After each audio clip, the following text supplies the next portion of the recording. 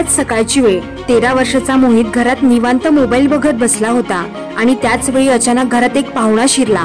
हा पाहुणा असा होता की त्याला बघून चांगल्या चांगल्याची बोबडी वळेल, पण मोहितने त्या प्रसंगी जे केलं ते बघून सगळेच थक्क होतील। हा पाहुणा दुसरा तिसरा कोणी नसून एक बिबट्या होता आणि 13 वर्षाच्या मुलाने शिताफीने आणि समय सूचकता दाखवून त्या प्रसंगाचा धीटपणे सामना केला। तर झाले असे की मालेगाव शहरालगत नामपूर रस्त्यावर साई सेलिब्रेशन हॉल नावाचे एक कार्यालय आहे। त्याला लागूनच काही गाळे देखील आहेत। त्या कार्यालयाची रखवालदार आहेत विजय अहिरे। मंगळवारी सकाळच्या सुमारास विजय अहिरे यांचा मुलगा मोहित त्या कार्यालयात जिथे वास्तव्य करत होते तिथे मोबाईल बघत बसला होता।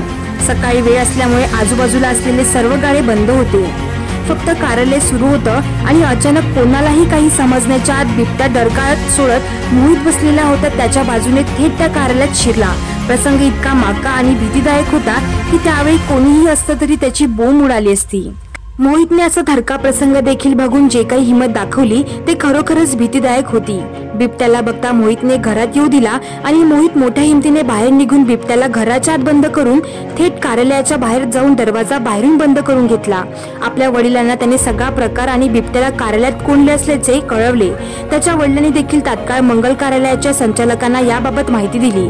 घडलेल्या या प्रकाराची माहिती मालेगाव वन विभागाला समजताच त्यांनी घटनास्थळी धाव घेतली।